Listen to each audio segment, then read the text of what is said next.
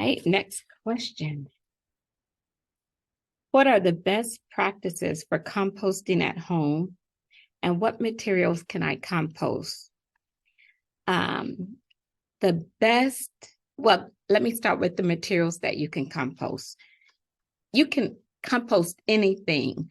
I would discourage you from composting meat and dairy products because you do not want to attract rodents, especially mice.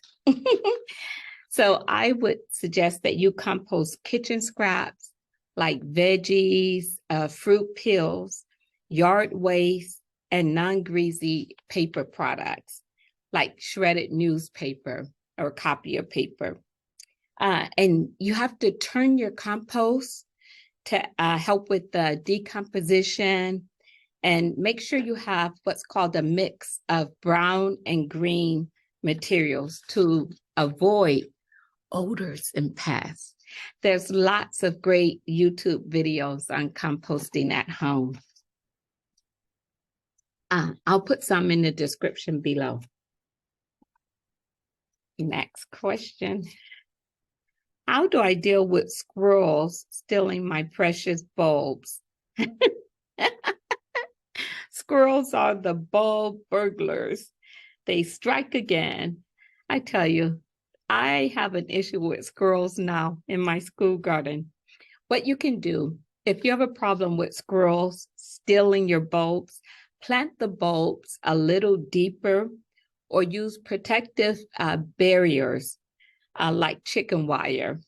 If all else fails, negotiate a truce, okay? Because I think we have to learn how to embrace the wildlife, right? And work in harmony with them. So plant your bulbs a little deeper or use chicken wire.